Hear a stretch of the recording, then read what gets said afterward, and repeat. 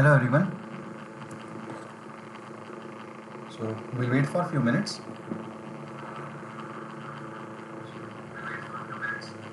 and we'll start.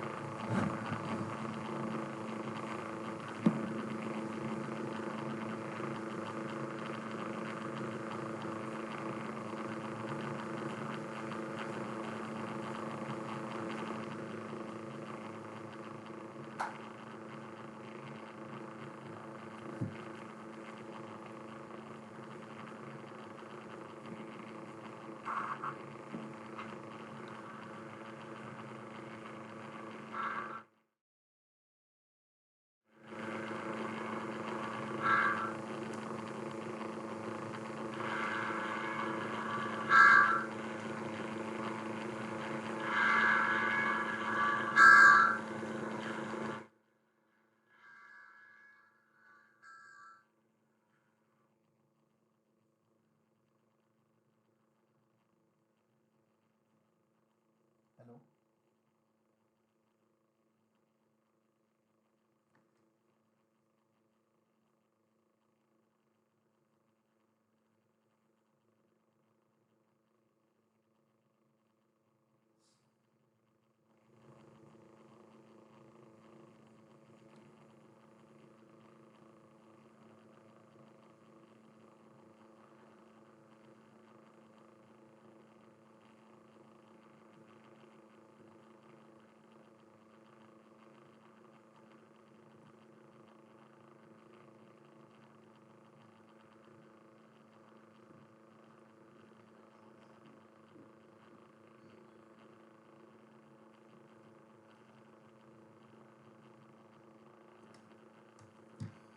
Give me a couple of minutes.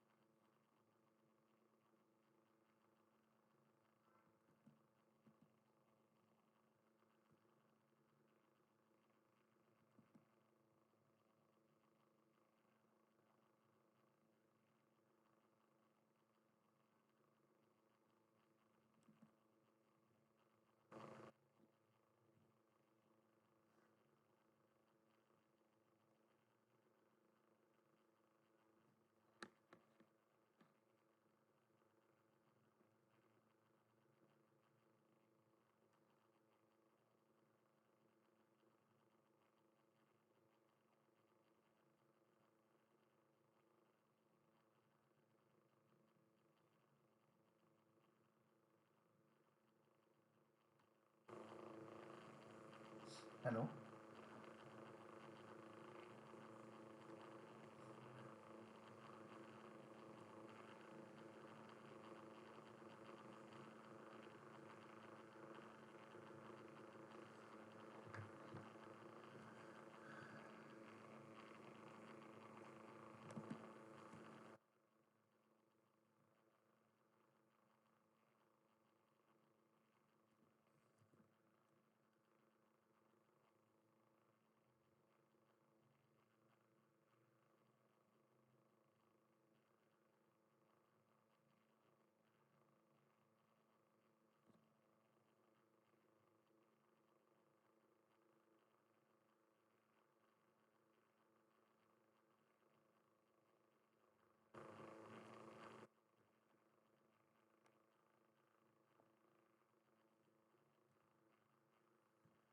Okay, I hope I'm audible.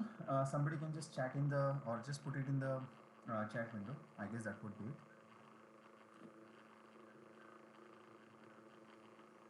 Yeah. Okay. Thank you, Sandeep. So we'll start, guys. I know there is there's a little delay in the communication since it's live, and we'll try to, um, try to use. I'll try to use whiteboard so that we can have the explanations properly. Okay. I hope I am audible. Yeah, I can understand there is a noise in between. I'm just trying to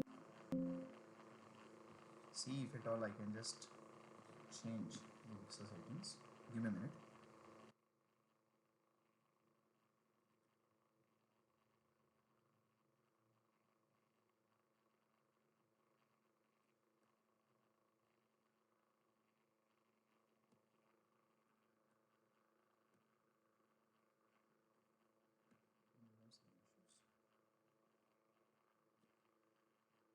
Okay, so let's continue.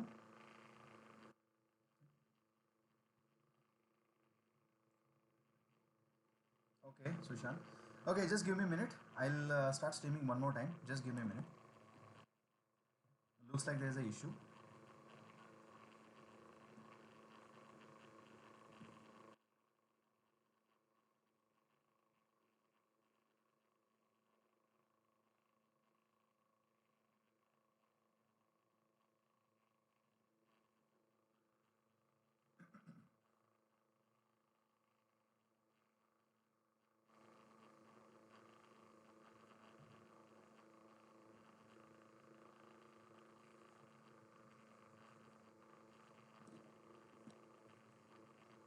Okay. Is it little bit better?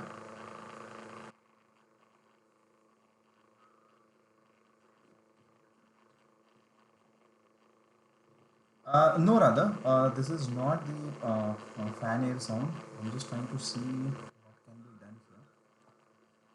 Give me a moment. Okay. Okay, guys, let's start now. Because we have a lot to cover. Sooner or later, maybe what I'll try to do is I'll try to publish and I'll try to see if I can share some sort of content. Yeah.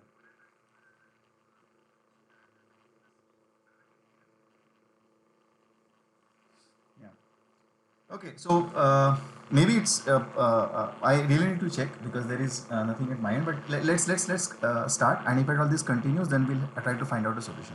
Okay, so at least we'll continue. Here we go. So when it comes to uh, JavaScript, I'll start with whiteboard.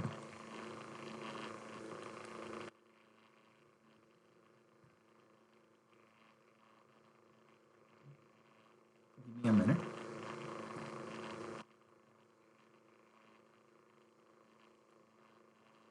Here we go.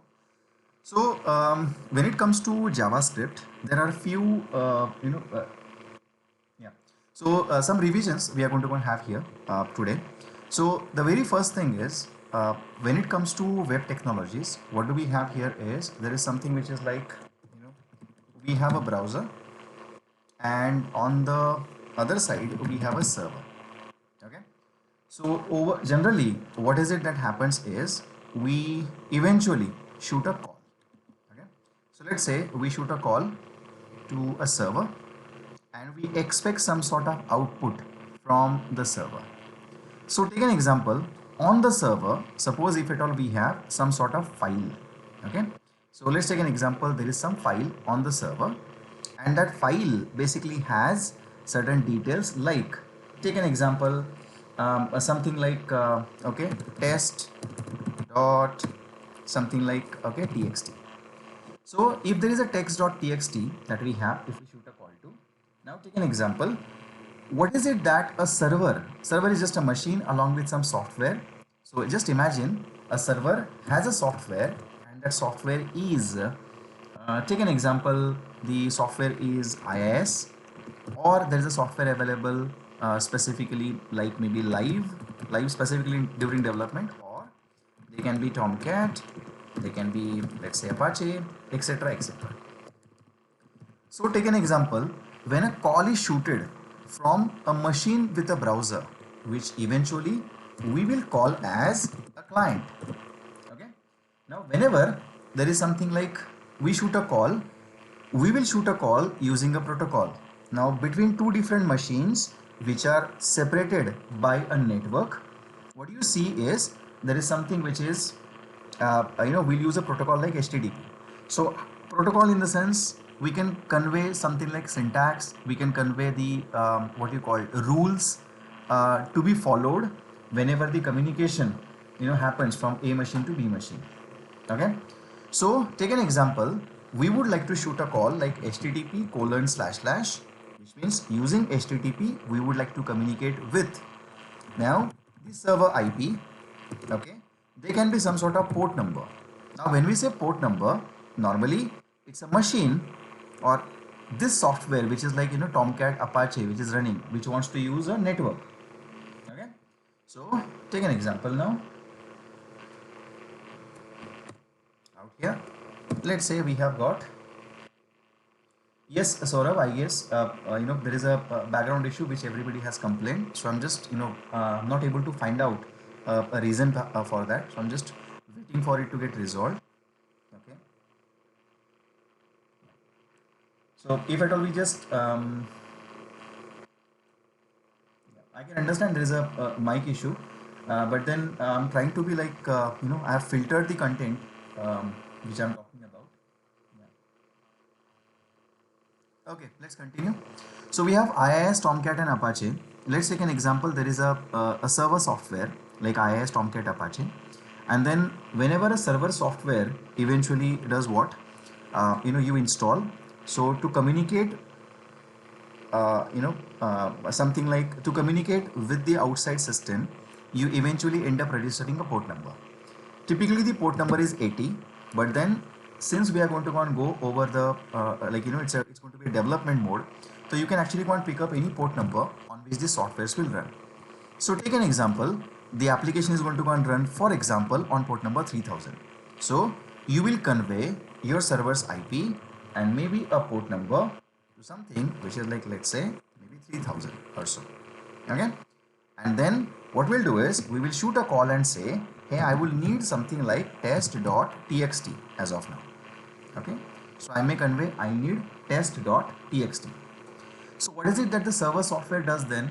Whenever the request reaches to a server software and whenever a port number 3000 is hit, then you are asking it to search for test.txt. So the test.txt is searched, and imagine a scene, test.txt has got XYZ written inside it. So this particular file is searched, this file is packed and then given back to the what you call it as browser. Okay, this file is given back to the browser. How is this file given? So overall this file is given in this manner. Let's say this is a packet that we have. You will notice the packet basically has some details added like,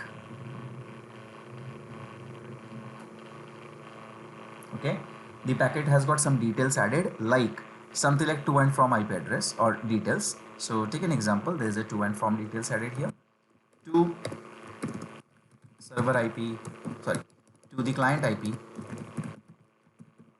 okay, some port number from the server IP and the port number. These details are conveyed. Okay, and along with that, inside this particular packet, what you will see is there is going to be a file which is going to be test.txt file is what you will have here. Okay, the content of test.txt. So content of test.txt. Now the content is of type something like txt, or it's a text content. So normally what happens is, along with these to from details, there will be extra details added into the packet, something which is called as content type. Now there are various content types which are available. One of the content type which will be conveyed is something like the content is of type text/plain, which means you are going to go and convey to the browser that what sort of content we are going to go and transfer.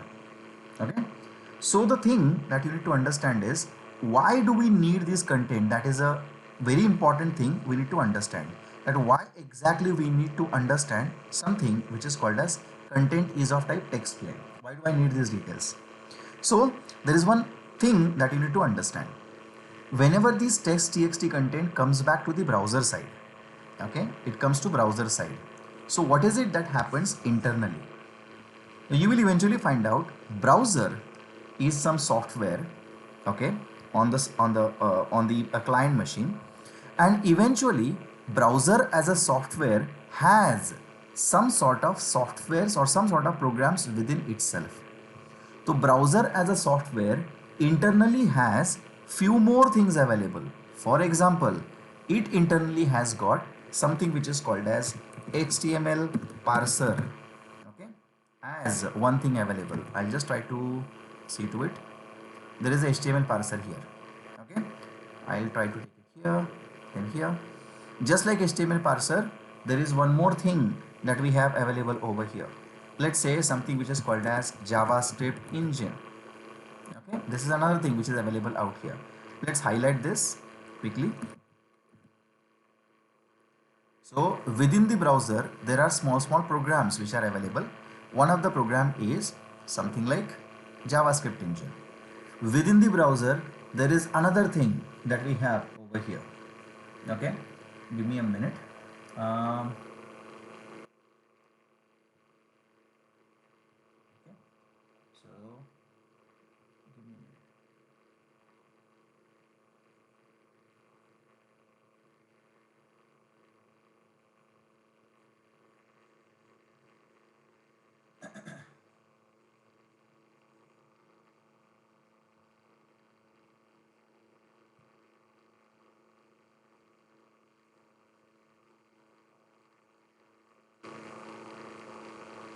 Um, okay, I hope I'm still audible, and is there still a background noise, guys?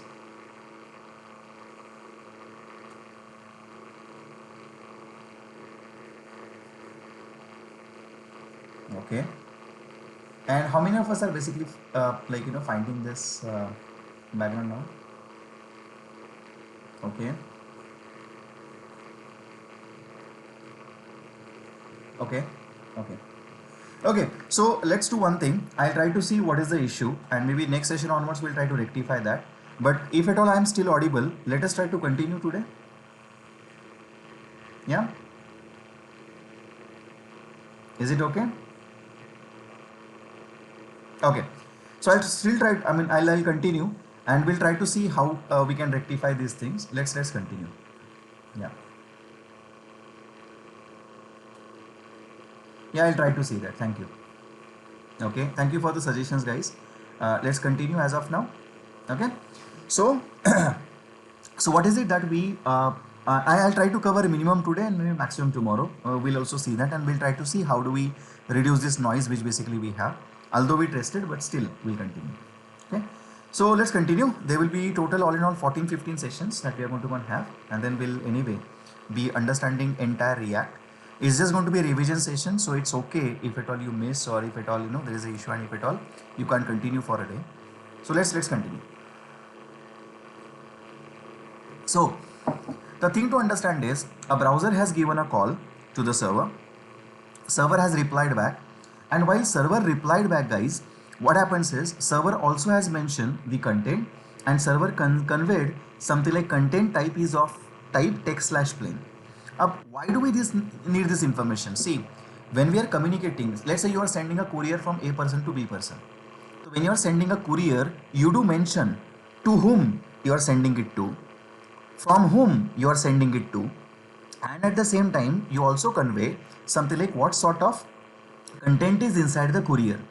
So it can be food items, it can be in a courier, it can be something like books. In a courier, it can be something like, let's say, some sort of important, maybe important bank documents. So you keep on conveying something on top of the courier, that is so and so kind of a thing is inside the courier packet, so that accordingly a decision according the things can be done. So when the courier packet is received, so normally whoever receives, that person will know what to do with that particular packet. If it's a perishable items, then if it's a food item, then what happens is the person will have to most probably immediately attend the content. If it's just a document, if it's just a suppose some sort of maybe a marriage card, so, or if it's just a greeting card, then person may attend it later on. So now take an example. What do we have is we have a parser, we have a JavaScript engine, and now when a reply is received by the browser, there are many things like this. Okay, I'll say blah blah things over here. Okay, for a minute. So take an example. There are many other things that we have here. Okay, so just like this, blah blah blah. Okay, so you will find out just like HTML parser is a program, just like JavaScript engine is a program, and just like there is a blah blah blah. Okay, as a program, for example. So you will find out these all programs are running within the browser. These all programs are basically running within the browser. Okay, what is it that happens when these things basically work? So when a browser receives a reply which is test.txt content, so by default when browser receives this content, the browser will eventually do one thing. Browser will eventually check here what sort of content we have. So browser will check internally what is the content type. Okay, it will check what is the content type available over here. That is something which browser will check, and then based on the content type, the content is actually handed over to some program which is running within the browser. So based on the content type, okay, the content received, okay, is given to a respective program, I would say. Okay, so what happens over here? So if it is something which is like your content type as text slash plain, so based on the content type text slash plain, what happens is this content is given to somebody called as HTML parser. Okay, since it's okay text slash HTML. So since it is text slash HTML, what you will see is it is given to HTML parser program. Okay, now the question comes up, what exactly the HTML parser program does behind the scene. Okay, so let's try to understand. What we do is now only consider markup. Okay, so only consider browser. So take an example, there is this guy which is a browser. Okay, there is this browser. A browser basically has HTML parser. Okay, and based on the content which is received, which is like text content, okay, it just tries to read the text and gives the input to the browser that okay, content is simple text content, present the content as is to the screen. Okay, so the content is basically read, the content inside was text. Okay, so it was text or test, whatever it was, test. So I guess it was test only, sorry, XYZ. So based on this, this is XYZ as a content received, and this content received is basically given to XYZ content is given here to the parser, and parser will simply say okay, print this browser on a screen. Okay, so something like show this, show as is conveyed to the browser.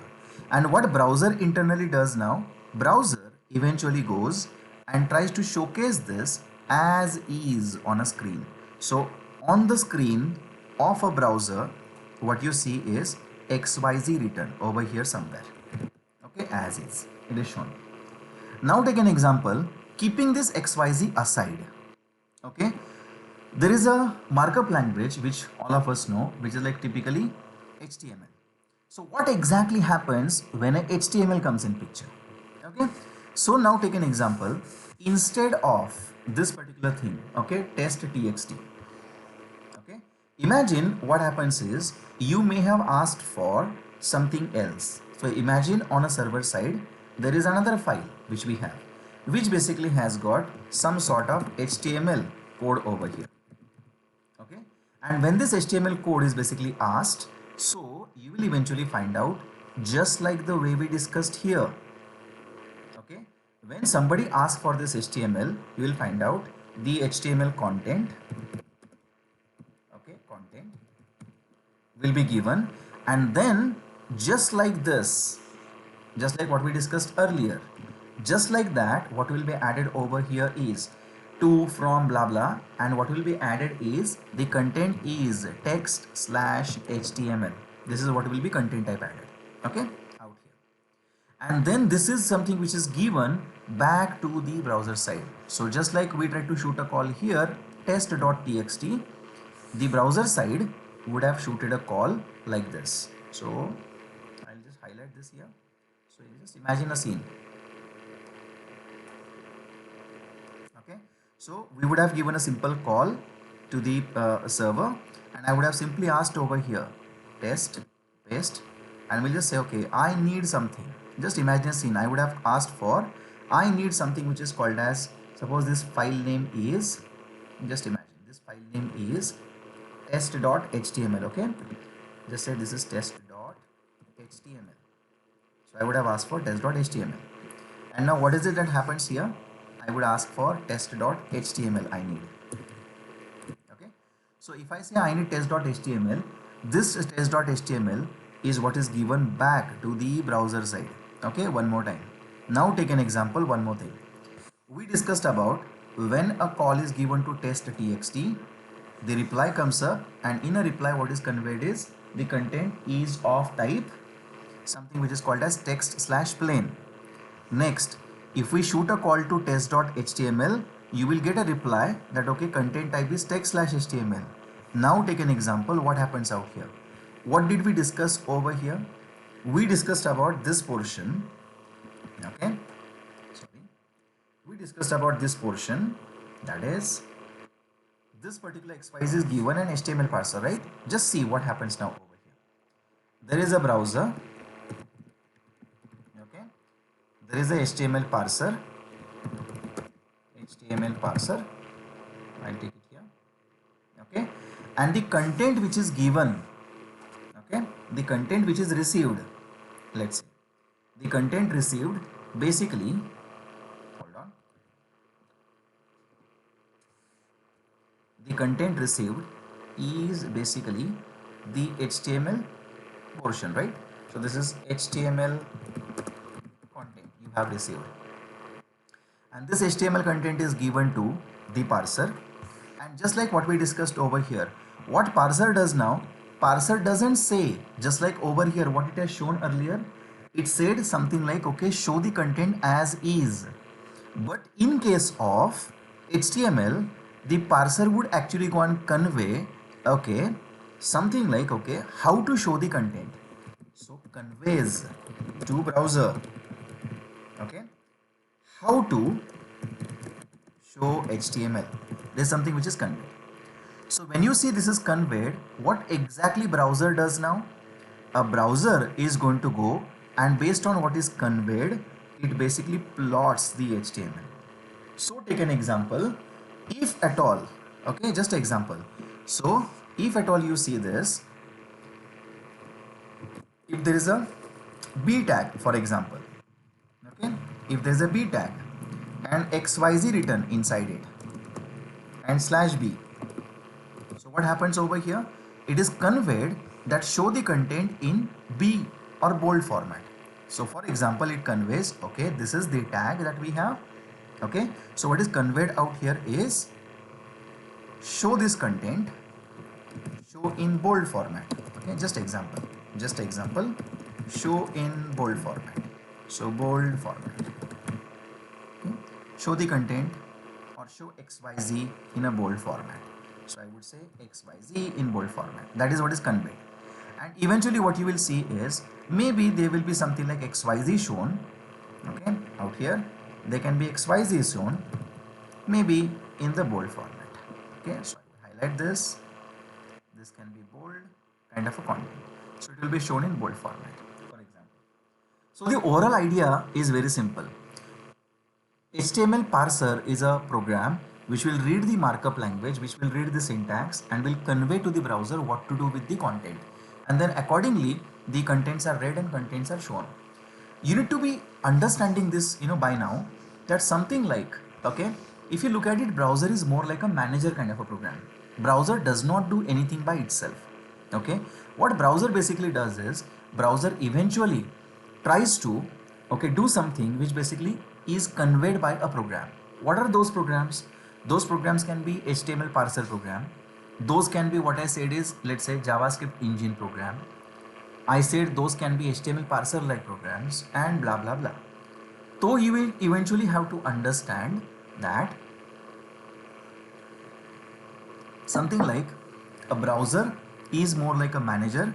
It gets the work done from HTML parser, JavaScript engine, and then these are small programs which will do the actual work. And then browser will simply do the thing which basically what is asked, what is basically browser will simply do like a output showcasing thing, which means browser natively is not doing anything. Some other programs are doing everything. Okay.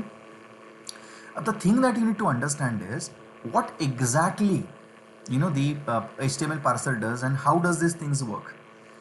So the very first thing you need to understand who basically created HTML and what basically happens in case of HTML. So HTML as a what you call as markup language, specifically for the web, it was basically created, so-called maybe created by, I would say, or formalized by a group of developers like you and me. And those group of developers are basically, that group is called as World Wide Consortium. Okay, World Wide Web, that is WWW, World Wide Web Consortium. Okay, so World Wide Web Consortium has actually done all this thing. Okay, now what happens is, in short, we can call this as W2C or W3C. Okay, so W2C, World Wide or Web Consortium, World Wide Consortium, in short, we can convey this W2C, or we can convey it as W3C. Okay, W3C, World Wide Web Consortium. So you have options how you want to call it as. So this particular group actually has come up with this standard. Okay, so has come up is or is one of the creators, you can say. Okay, formalized something which is called as, let's say, markup. Okay, and now what happens is when it formalized a markup, it did come up with some sort of tags. Okay, and then those tags are very simple, something like, okay, what exactly head tag means, what basically body means, what exactly title means, what exactly blah blah, something like input means, and so and so. So several tags, okay, star star star, several number of tags are basically conveyed, and then what to do with these tags and what to produce, that is also conveyed. Okay, so the tags and eventually its appearance is also conveyed. Tags, then something which is called as attributes. Okay, attributes and their appearance, and appearance is conveyed. And then eventually who basically reads this and produces the output. So for that purpose, what was created was something which is called as HTML parser. Okay, so for reading these values, these tags, okay, attributes and so called, yeah, tags and attributes and values, okay, and producing the UI or appearance or UI, okay, HTML parser, okay, program is made or program was made is what I can say. Now the thing is, when these programs are made, now these programs are basically opted, yeah, used by somebody which is called as browsers. Okay, now these programs are basically used inside the browsers. So I would say this is used inside a browser later. Okay, this program, so this program later is used inside the browser. Okay, and basically just like browser can use other programs like, for example, it can use something like XML parser, okay, etc etc. Okay, maybe later on JavaScript engine came in picture, you will find out the HTML parser was also added. Okay, HTML parser is also there.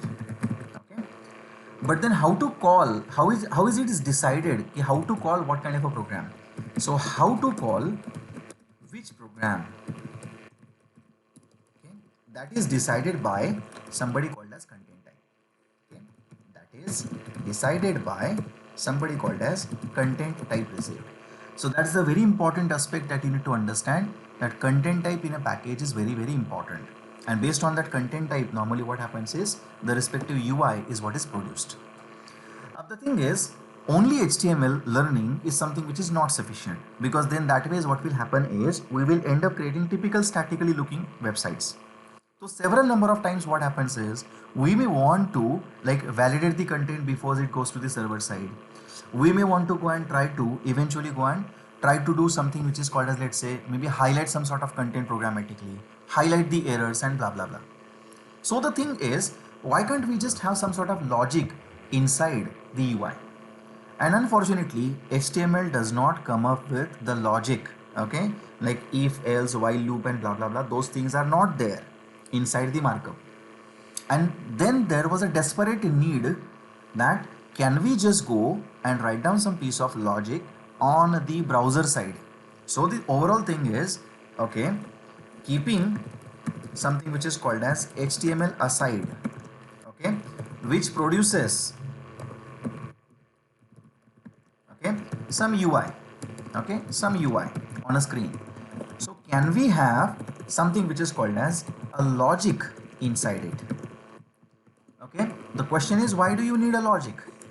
Okay, why do you need a logic? So you need a logic for what reason?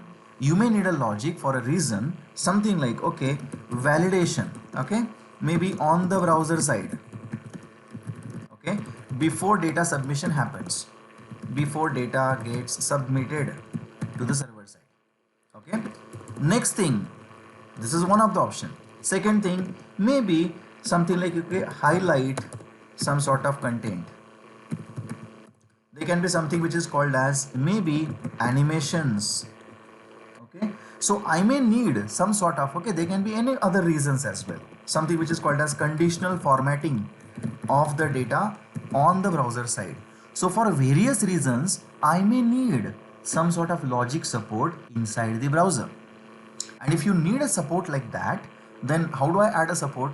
So desperately there was a need for validations, for logic writing in the browser side, and there was no programming language support on the browser side. And then you will find out, just like every other browser, guys, just like every other browser, okay, is there, you will find out there used to be a browser called as Netscape Navigator. Okay, there used to be a browser called Netscape Navigator browser. These people who basically used to run Netscape Navigator, these people thought of, why can't we just have a logic? This question was basically, you know, from the what we discussed on the left hand side is actually from Netscape Navigator. So why can't we just have, okay, a logic support on the browser side, okay, browser side, okay, and to do so, they asked to develop a language. Okay, so what happens out here is, to do so there was a contract given, okay, contract given to an independent developer like you and me, and eventually the contract was given to somebody called as Brendan Eek. Okay, a very famous person, Brendan Eek is the name, and this person basically developed, okay, JavaScript, okay, in 10 days of time. Okay, so within 10 days of time we got JavaScript. Up 10 days of time mein, when you got a JavaScript, the very first thing, initially it was basically named as script, okay, and this was supported, okay, supported by Navigator or Netscape Navigator only, Netscape Navigator only initially.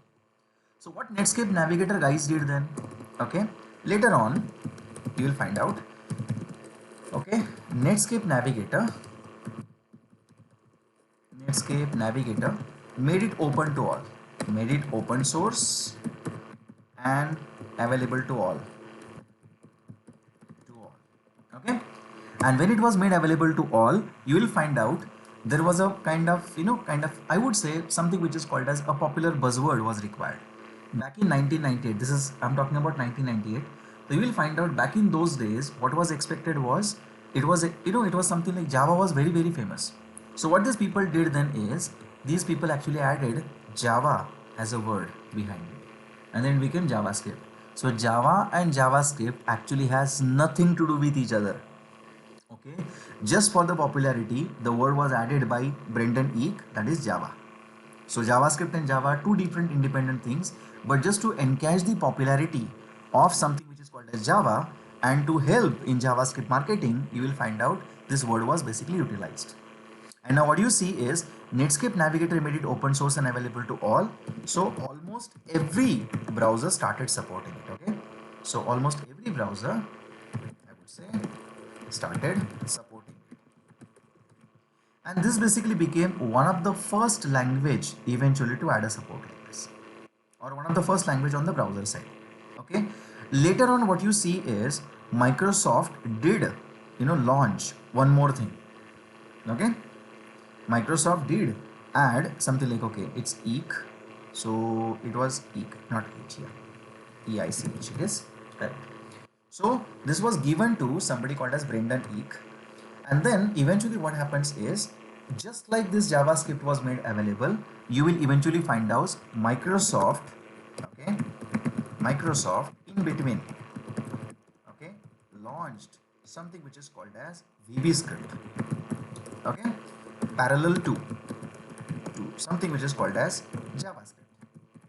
But then it basically was more tightly coupled, okay, more tightly coupled with browser or Microsoft's browser called as IE, okay. It was more tightly coupled with IE as a browser, and that's the reason what you will see is, okay, VBScript did not survive for long. So VBScript did not survive, okay, and that's the reason, okay, JavaScript, okay, JavaScript is something which is called as a de facto language supported on the browser side. This is the only what you call it as programming language which is supported with the logic writing, okay, on the browser side. So JavaScript is de facto, okay, language on the browser side. That's it. The thing which basically you need to understand out here is something like, okay, when it comes to this, it was developed within 10 days of time. Okay, that's the concern. Within 10 days of time, what you can get in a language. So Brendan Eek as a person, okay, as a developer, basically added few things into JavaScript. Okay, there are initially, okay, 5 different types. So initially 5 different types, okay. Then it also, I mean, the person also added something which is called as few loops, okay, and then something which is called as loosely typed language, okay, loosely typed. So these are the few things which are given in JavaScript, that's super raw, okay. There is also something which is called as OOP support also added, okay, OOP support to some extent, but then this is more or less functional programming language. There are too many aspects coming in picture. So functional programming language, when we say, what does this even mean, OOP and functional programming language? One of the important thing to understand is OOP support was added, and then I said something which is called as, okay, functional programming language. So you need to understand one thing very clearly, okay. Functional programming language or OOP, I would start with OOP, okay, has class concept at a very core, okay, at core, and everything revolves around this concept. Every concept, every topic, every feature basically revolves around this class as a concept. So everything revolves around class as a concept, okay, concept. That is the thing. Now when it comes to something which is called as functional programming language, okay, functional programming language, when it comes to, this is object oriented programming language, I should say OP language. So object oriented programming language has class concept at the core. Functional programming language actually has got function, okay, at a core, okay, function concept at core, okay, and everything revolves around function as a concept over here. So revolves around function as a concept. That's the important thing to understand, okay. Now you will find out when I say function as a concept, which function language exists? So normally you must have heard of, see, JavaScript is partially something which is called as functional, partially object oriented. Okay, Python is a functional programming language. Example is what I'm putting over here. Example, this is also an example. This is a function at a base.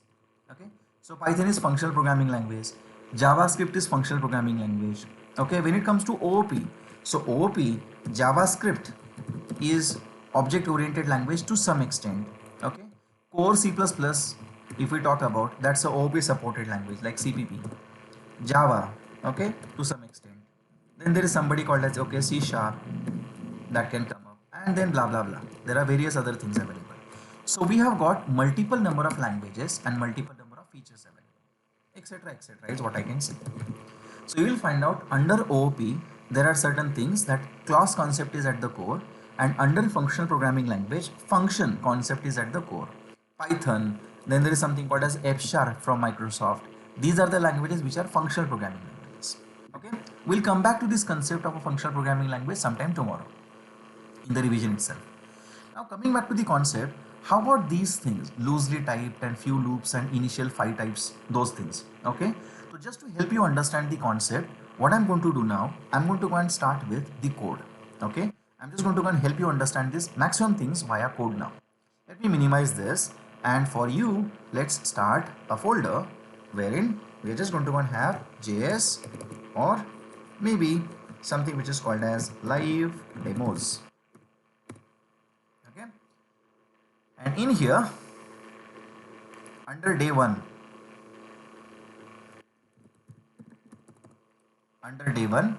I'll just start with VS Code, which I'm very sure that you have a VS Code.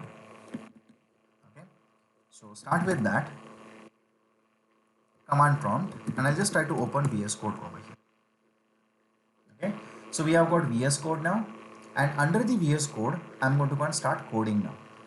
So the very first thing I'm going to go and add into the folder is something which is called as demo.html. This is where we are going to go and start with. Okay, demo.html. So let's add one file, demo.html out here. So I just have added demo.html. Okay, it's there now, demo.html. Have a look now. Now under this demo.html, I'll just try to zoom in to a extent. Okay, this is the file that we have, and under this file we will start coding somewhere in the form of HTML. Okay, so I'll start with HTML. There is some piece of code added over here, as you can see. I'll have a markup added. This is, I guess this is pretty clear to everyone so far. I'll add it as demo, and then we'll just try to have over here some sort of h1, and maybe, okay, welcome to something. Okay, welcome, that's it. So normally this particular file on my machine, when I start, so ultimately I'll be starting with a live server. You can say live server, click on live server. So there is a software which starts on my machine, runs at port number 5500, and if at all I just try to jump now to a window, and if at all I start with http:// if I start, I'm calling my own machine 127.0.0.1:5500, and I'm looking for something which is called as demo.html, and what you see on a screen is welcome. So I try to shoot a call to my machine, I received a reply on my machine, and normally if you look at this, go to the network window by saying F12, have a look here. Okay, when you say F12 under the network window, what you can do is you can just hit again F5 and check. Have a look now. Okay, I'll hit F5. So what you see here is something like there is a call given to demo.html. You can click here and you can observe. See what I said some time back, content type is absolutely important. Look at this. So under the responses, okay, under the responses, what you see here is there is a content type given which is called as text/html, which means browser basically. Okay, so on the browser side, what happens over here is on the browser side we received text/html. So this text/html is something which is basically based on text slash HTML, this is given to HTML parser, and HTML parser has parsed this content. Which content did it receive? So if you see view source, you can see this content was received by the browser. This content is basically read because of content type text slash HTML, and then you will find out this content is showcased, okay, on a screen. Now please have a look out here, guys. Something like after all of this that you see. Now take an example. How about, okay, we writing some other piece of code. So this content is look and feel wise translated into some sort of good look and feel content by the HTML parser, by the browser internally. So what is it that we do now? If at all I have to go and start coding in case of JavaScript, so one of the aspects that we have is we can code JavaScript, or we can code in JavaScript over here, okay, under the script tag. Now the thing you need to understand is we just want to understand something which is called as how many types does the JavaScript have, how do we go and maybe have loops, how do we go and start using something which is called as basic constructs in case of JavaScript. So to understand this, unlike C++, unlike J sharp, unlike something called as C sharp, unlike Java, we don't do something like int I equal to blah blah blah. We don't do that. Any variable that we have to declare and define, since it's a revision session, we'll declare it with the help of var, okay, a variant, and then we can just say var v equal to. Now take an example. Anything you wish to assign, it's absolutely okay. We have very few types available, so you can just assign over here. Take an example. I would assign 100, okay, but then since this is loosely typed, you will find out you may later on say that v is equal to abcd double quote, which is string. Later on you may say v is equal to true, okay. Later on you may say v is equal to, take an example, something which is called as suppose null. Normally we define null to an object, so I may say something which is called as null over here. And one of the very special value in JavaScript, that is something which is called as undefined, we can assign. It's a very special value. So for a single variable declared with var, I can define a variable v as 100, as a string, as a boolean, as a object, and as undefined. But how do I know what type of data is this? So just like in case of C sharp, just like in case of Java, you can actually go and identify what is the type of variable. Just like that, you can find out over here and print on the console. So browser's console, we can say I don't wish to print v, I wish to print over here something which is called as type of, and we can convey v. So type of v is what can be printed, okay. Type of v is so and so. I can print on the console something that, okay, print the value of v. In a similar manner, what if I keep on assigning values like this, okay, here? What will happen if at all I hit enter and print it here? Again a null over here and print it here, and finally just go ahead and try to print over here undefined, and then you can just place it like this. Now take an example. This is v100 value printed type of v, okay. This is something which is abcd in double quote, and you have to see over here string as in type, okay. This is true as a value that will be printed on the console. So you should see over here boolean as a value. Here when we say something which is called as null, but null can be assigned to an object, so JavaScript has a type called as object as well. And then comes up something which is called as undefined. It's a very special value. The type is also undefined. So JavaScript may, you will find out this type of data is what we can hold in a var, and we can just keep on assigning this type of data things only. So what will happen now when we plan to run this piece of code?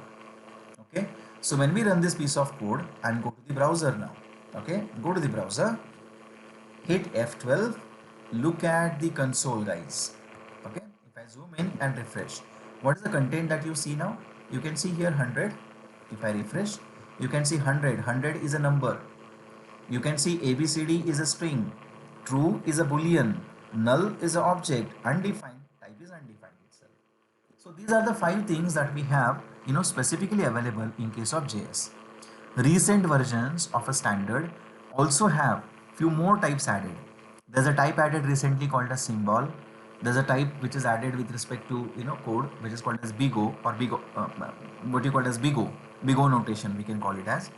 So you'll find out there are few other types available as well in case of JavaScript today. But then you will find out it basically started with these 5 different things. So JavaScript is loosely typed. You don't basically define that int v equal to 100. You just declare var v equal to 100. But later on you can very well keep on assigning anything you want. So v can be abcd, v can be true, v can be null, v can be undefined. If I just only have v written, then what's the basic value of a v? The default value of a v would be something called as undefined in this case. Okay, so default value of a variable declared without assignment is undefined by default in case of JavaScript. And then we can just keep on assigning any other things the way we want it. Okay, now coming back to the topic, keeping this variable assignments aside for a minute. Now you will find out, barring that, what else do we have here? We also have something like, okay, some sort of loops. Okay, so in the similar demonstration, or I can just say save here, I can just add up another thing. So just like this, okay, demo, I'll call it as 00 demo for a minute. Let me copy paste here and call it as 01 demo now. Okay, I can say 01 demo, and under 01 demo we have demo. We will just remove the other contents that we have just defined for a minute, and under this maybe even we'll remove this welcome thing. So under the script, what we can do is we can simply go and define maybe some loops. So simple example, we can just very well go and try to have some sort of loops added. So let's take an example, simple if else and so on. So I mean, I need not even tell you, these are very simple loops. So just to help you understand, I can have I can have var v equal to 10. Okay, I can just try to check over here if, okay, v is equal 10. We can just go ahead and try to simply print on the console v is 10. Otherwise we can just convey v is not 10. It's that simple. Okay, then just to help you understand this, we can very well go and run this application. We'll need to shoot a call to 01 demo.html. Let's shoot a call F12. You can look at the console, refresh this here, and what you see, a call basically tells you v is 10. Okay, it works very well, simple if else loop. Similar manner, take an example, just like we are printing this content on the console, I may wanted to go and run this, maybe 10 times. So I can just go ahead and try to say over here, just like v is 10, I can just try to comment this. Okay. I can say while loop. So while v is something which is called as, let's say, greater than 0, I can just go ahead and say, okay, it is something which is called as while true. I just want to run it literally forever. While true, do this. Okay, I can just keep on printing on the console.log, and I can just say, okay, the IntelliSense basically adds too many values. I value is what I wish to add, not I. It's going to be var v, right? Okay, let's print v. Let's print v equal to v plus 10. And then what we can do is we can just keep on continue. Okay, so keep on printing v equal to v plus 1 is what we can keep on doing. V starts with 10, maybe we can start with something which is called as 0, okay, to some extent. So we can just keep on printing, we can keep on increasing the value, and then we can just try to have over here, if v basically becomes greater than 10, let's break it over here. Okay, so what will happen now, if I run this piece of code, it would start printing something like 0 till 10, and since it becomes greater than 10, it can simply go and stop, okay, the application eventually. So it runs the application, it prints the content on screen as we see. Now take it to the next level. Just like we guys can see something like while loop used, just like that we can have while loop. Okay, they can be do while, they can be something which is called as typical for loop, as you can see. Okay, for var equal to I is less than 10, I plus plus, we can keep on printing I value. You can just refresh again, you can see the values are getting printed. Okay, then again keep it aside, just like while, do while, conditional statements like if and else, just like that the conditional statements can be there, like switch case can be there.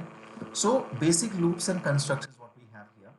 Okay, 5 different types is something that we can come up with, okay, easily out here. Now let's take an example when it comes to JavaScript, and when we say JavaScript is functional programming language and everything revolves around function, what does that mean even? When we say JavaScript is functional programming language, what does that mean even? Let's try to understand that. Okay, let me add one more file here. 02 demo.html. And let's try to understand what does it mean by a functional programming language. Now you will find out under the functional programming language we have some concepts like, okay, HTML. Let's remove this and try to understand what a functional programming language even means. Let's add a script here. Please plan to understand this. A functional programming language, just to understand the concept. Concept number one. Okay. So create a simple function. Create a simple function. Okay. Simply saying hi. How do you write it that way? Suppose function greet or function, okay, greet will also do. So a function greet, and what is written inside it is hello world. How do you shoot a call to a greet function? You call the function. How do you call the function? You call greet like this. Okay. So you define a function, you call a function. You do not define a return type in case of function. I am about to say in the next, maybe change here. That is, every function in JavaScript by default returns something. Okay. Right now I am not returning, but still you will find out every JavaScript function by default returns something. So if at all, okay, if at all, okay, who is this? Oblivion and Retero. If at all there is something which is, if at all you guys want to talk with each other, then please take it aside. So, you know, so just keep the space specifically for genuine comments. So we have something which is called as simple function here called as greet, and then a greet function is basically called up, and then what you see is a content is basically getting printed. Let me try to run this now. 02 demo here. Let me run back. Let me say refresh, and this is 02, right? So I would just say 02. Refresh here. What you see is hello world right now, and now hello world is what is printed. Now take an example. A function basically is called up, and the things are working absolutely fine. Now let's say, when I said function always returns, okay, in a functional programming language, I mean those who are basically who have knowledge about JavaScript, they may know this, that okay, this is simple function call. But just to show you that every function by default returns, what I also want to do is, if you do not return anything, by default JavaScript function returns undefined. Okay. So the thing is, if you wish to return something, one of the value, for example, you just try to return a value over here. Return, suppose, okay, maybe greeting sent. Okay. And when you shoot a call like this, you will find out where v or where reply is equal to this, and you can very well go and try to print this reply on the console. Okay. Look at this now. When you called it hello world, it says greeting sent. But take an example, if you do not return anything from here, still you will receive a reply, and by default that reply would be undefined over here. So the overall idea is, whether you like it or not, every JavaScript function by default returns. Either you return what you wish, or it basically returns undefined. Okay. So eventually the concept to understand is, create a simple function and try to understand something which is called as every JS function returns. Okay. Returns. Okay. Something. Okay. If nothing is specified, it returns, what I said is, it basically returns undefined eventually. Okay. So if you don't specify anything, it by default returns undefined. That's the overall story. Now take an example, a next concept. Okay, I'm just going to go and comment all of this for a minute, just to help you understand this. Now let's take it to the next level. JavaScript functions, okay, here, JavaScript functions can take a parameter, no doubt about it. But then the concept that I want you to understand, third concept, is something which is called as a function definition can be held in, okay, you can hold in a variable. Okay, means what? You can actually go ahead and do something like this. You can actually go and say, okay, where greet func, for example, okay, or greet or greeting. So where greet equal to, you can define a function, hold a function, and we can print whatever we wish, we can return whatever we want, and we can very well keep on calling this function, okay, out here. Where reply is equal to greet, and then we can just see out here, refresh, hello from greet func, and then greet func executed is what is the reply that you get right now. Overall idea to understand is JavaScript functions can be defined in this way with the function keyword, or JavaScript functions can be defined using a variable as well. Now, here is one of the very important aspect of JavaScript. What did we discuss in the earlier demonstration, guys? We discussed a variable can hold eventually what type of values. So we try to understand over here, a variable in case of JavaScript can hold what type of values. It can hold a number. We try to understand it can hold a string. We try to understand it can hold a boolean, it can hold an object, it can hold undefined. But then what do you see over here? You see over here a variable is holding a function. If you look at it, a variable is holding a function over here. Then under which category this particular function basically resides? So is this particular right hand side assignment, does it look like a number? It doesn't look like a number. Okay. Does this right hand side assignment look like something which is called as a string? So no. Does it look like undefined? Does it look like something like object and so and so? So you will eventually find out what happens over here is, guys, what happens over here is, just like we can print this content and concept, you need to understand one thing now. Just like we have grid function. So how did we actually identify? How did we identify what type of variable, what type of data is held in a variable? How did we try to understand this? So if you look at it, we try to use type of, okay, kind of, function. So to do so, if you go to and if you try to print type of reply, okay, let's try to print type of reply. So type of greet, comment this, and try to see what is a variable type over here. So console.log and just try to print type of greet over here. And when you run this, you will eventually see the type of greet is a function. But what we tried to understand some time back, we tried to understand that these are the types which are allowed. Something which is called as, okay, number is allowed, string is allowed, boolean is allowed, object is allowed, undefined is allowed. And now what suddenly we see is a function as an output over here. Does this mean it's the sixth type that we have? So it's no, it's not another type that we have. Okay, what you need to understand is what exactly is a function. Okay, so to understand this theory, you need to understand something which is called as, okay, a type of greet is there. If its type is function, so just like you can try to understand inheritance in any programming language. For example, any OOP, you can always find out there is a programming language, or rather there is something which is called as base type available, super base type available, and so and so. So I just want to put up over here a debugger, okay? I'll put a debugger here. Try to understand this. I'll put a debugger. And now go back to the browser. Try to understand this. Refresh here. Go to console. And we are waiting here, okay? Console.log type of greet. And type of greet was sometime back made available as function. Please try to understand this now. So if at all I try to understand this, I would say type of something which is called as greet. Sorry, type of greet, right? So type of greet. Type of greet. What does come up is type of greet is something which is called as function. Okay. Now what I want to do is, out of this type of greet, I want to find out its super base. Okay, I want to find out its super base.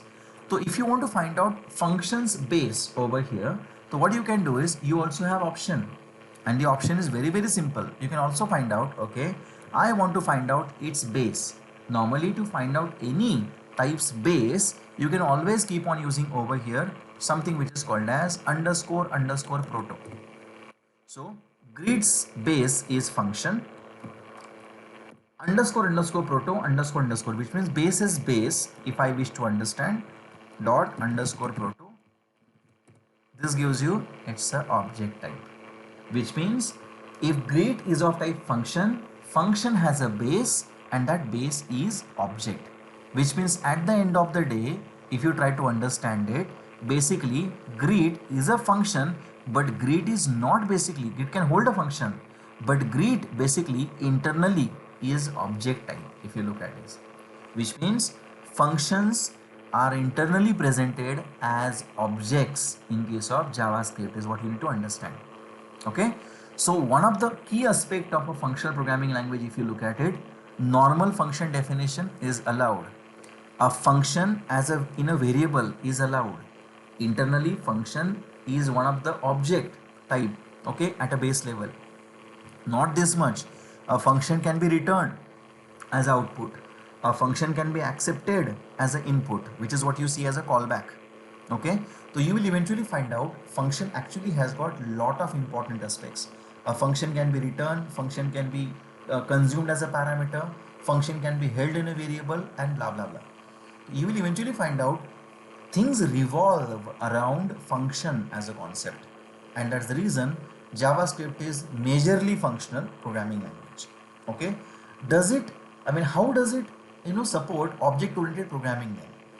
You will eventually find out to support object oriented programming, this is little bit different than which means normal C++, normal Java, normal C sharp.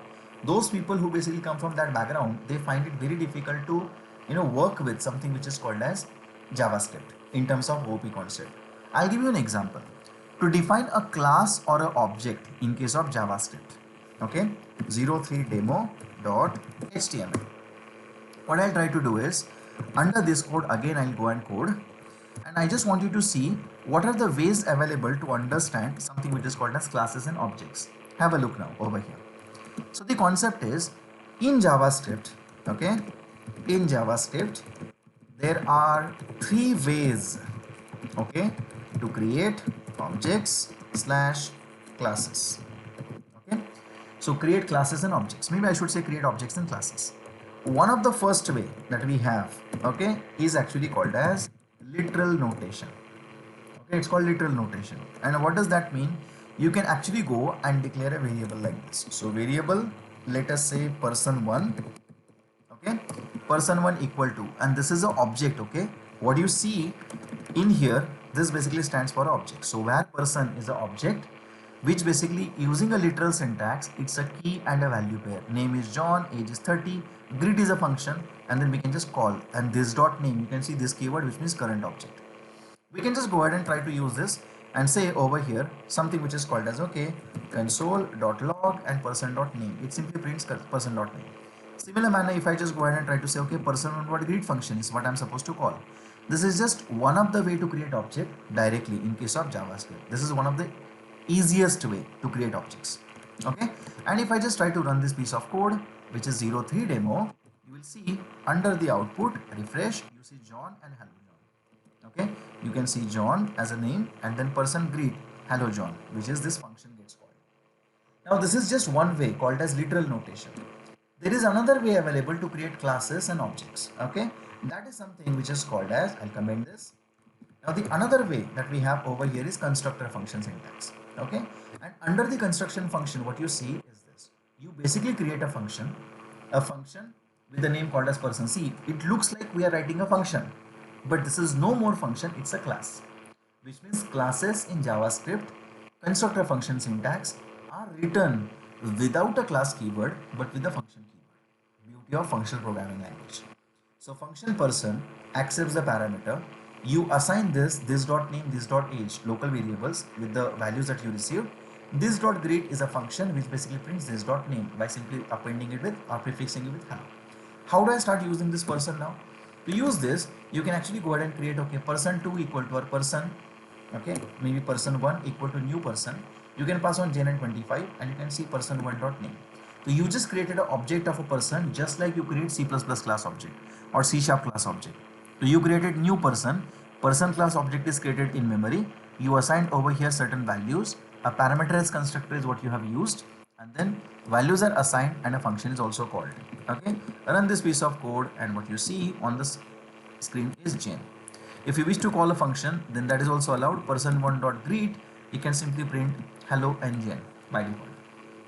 Thing is, you need to understand this is one more way of creating something which is called as a class and object in case of JavaScript. So this is one more way, and people who basically are from C++ and C# like background, they find it super difficult to work with JavaScript because of these syntaxes.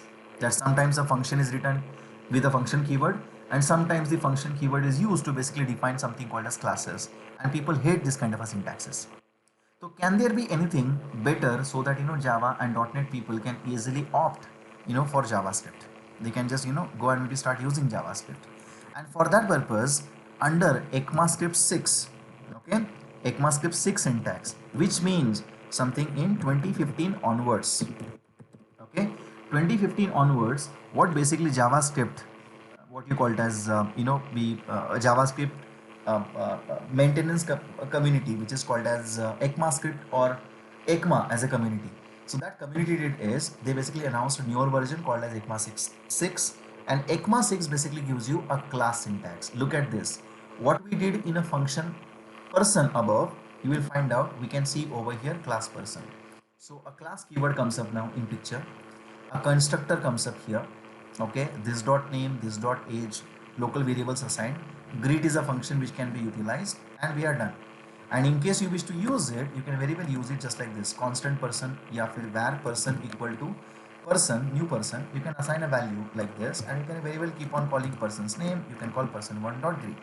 This syntax is still okay, so that Java and C# and .NET developers can easily understand. So they can easily kind of port themselves on top of JavaScript. So for them it is easy to work with something which is called as ECMAScript 6. This syntax was given, by the way, in 2015 onwards, and this is called ECMAScript 6. So normally what I said, JavaScript somewhere in 1998 it was made by Brendan Eek, specifically for Netscape Navigator. It was made open, but but the Netscape Navigator guys never wanted to maintain the upcoming versions of JavaScript and so and so. So they handed over this to a community called as ECMA as a community, well known as European Computer Manufacturers Association.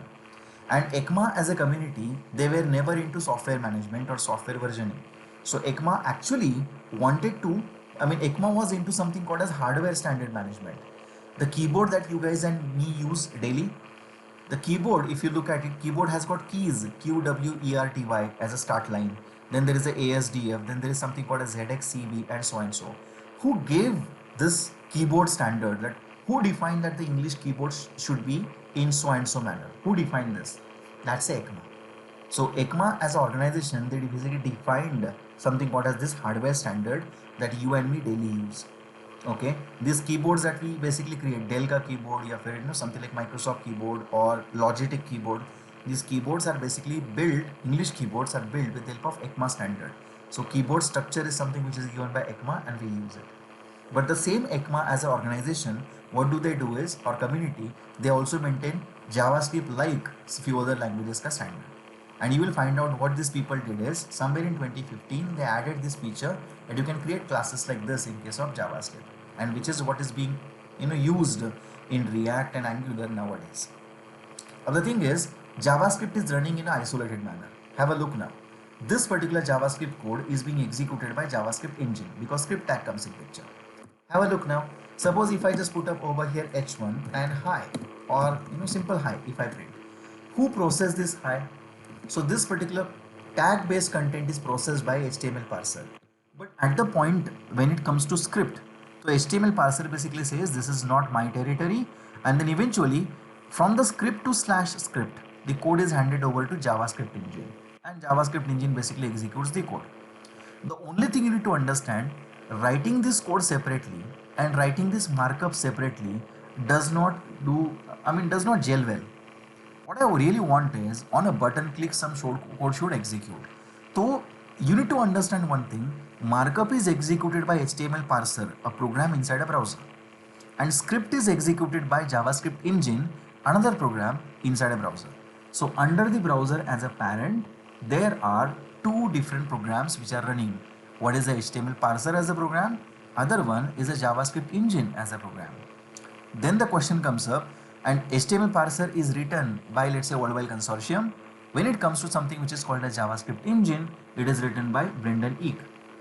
Or nowadays maybe a version of the JavaScript engines by different browsers.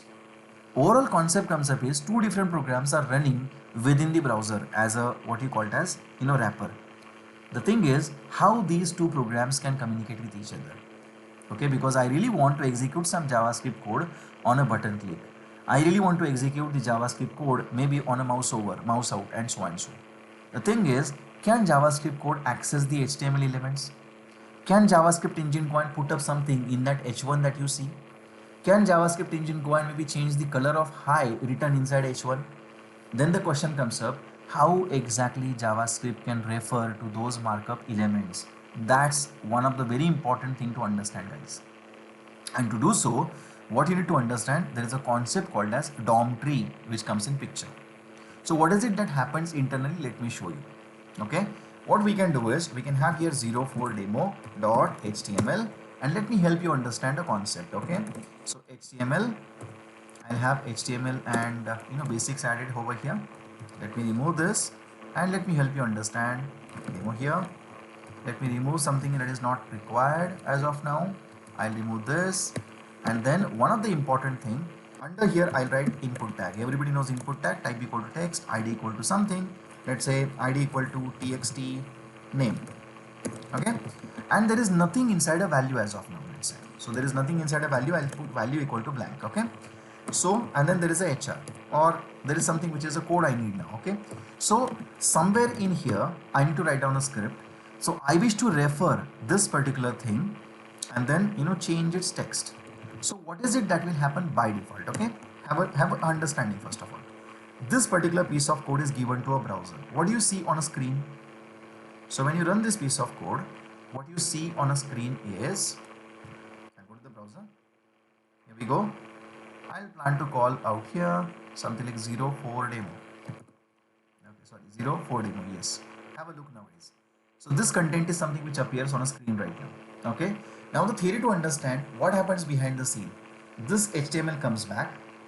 Under the network it is already conveyed. Okay, that I'm calling 04 demo. Under the response it is already conveyed. Content type is text/HTML. So based on the content, this is given to somebody called as HTML parser. What happens when it is given to HTML parser? So HTML parser as a program will read line by line this thing, and it will convey what to put up on a screen. Now take an example, okay, over the whiteboard, guys. Okay, out here. So what will happen when this is given to a browser? Okay, when this is given to a browser, this content. What a browser does, since the content is of type, okay, this content is of type text/HTML. So it is text/HTML. So text/HTML. This is the content which is given. Okay. Because of this, what browser does? Browser basically hands this over to whom? Browser hands it over to somebody called as HTML parser. So given to HTML parser. So given to HTML parser program. Now what parser does here? Parser basically reads the content line by line and plots something on a screen. Okay, so plot something on a screen, I would say. Let me do this. I'll again try to plot something on a screen. And what does it plot, by the way, on the screen? It basically reads line by line and it plots. Okay, what's the first line? First line is HTML. Okay, start. Head and then title. So what does it do? It basically goes for this UI. So on the browser, okay, somewhere out here at the top, it basically prints demo because it's a title. Okay, somewhere here it prints title. Next thing, it tries to find out under body, there is an input type equal to text and blah blah blah. Even if it's under value, it's ABC return. Take an example, ABC return. So what it does, it internally goes and tries to create one kind of a routine text box, obviously without a color. Okay, I can just say no color. Okay, we can also say no color over here. Okay, so what it does is it actually goes and tries to add up over here ABC written over here. So this ABC is basically shown up over here. This is how the look and feel will be. But then this is just a producing of these lines of code. These lines are read by the parser, and this is the UI which is generated and given to a browser. Okay, so browser basically shows this piece of content. This is nothing to do with JavaScript engine. Take an example now. I want using JavaScript to basically read this ABC and print on the console hi ABC. How do I do that? So for that purpose, what you need to understand is, guys, You need to understand one thing, and that understanding is with respect to one of the very important aspect now, with respect to each of these HTML tag written over here, which is used by markup. Okay, internally you will find out along with the browser what internally happens is there is going to be one object constructed at a time. Look at this now. There is the HTML head, title, body. So there will be object created in memory, just like JavaScript object. You will find out as object created. Something like okay, where maybe object one equal to new HTML element. It's a type called as HTML element. Okay, this has a constructor which basically can say okay, this is for HTML. So for HTML as a tag, there is an object created. Okay, for HTML as a tag, there is an object created. For head as a tag, there is an object created. For body as a tag, there is an object created. For title, object created. For input, object created. And you will find out per tag there is an object constructed. Object number 2, object number 3, object number 4, object number 5. For HTML1, for head, one more. For title, okay, one more. For body, one more. And there is object created O5 which is for input as a tag. Now hold on guys. If these are the objects created internally per tag, okay, I'm saying per tag. Let me highlight these. Let me highlight this. So for HTML, this is the object. For head tag, this is the object. Okay. For title, this is the object. Okay. For body, this is another object. And specifically for the input, this is another object. Okay. That is what you can see. So per tag, there is an object created in memory. Now take an example. Only objects are not sufficient. Look at this. Title has a word called as demo. Everything is presented over here in object format. So what happens now internally? You will find out just like, you know, in case of .NET and Java, there is a concept which is called as object has getter setters. So just like that, you will find out with respect to O3, you will see O3 dot has inner text written. Okay, inner text equal to, which means within the start and end tag, if there is a text written, let us call this as the inner text.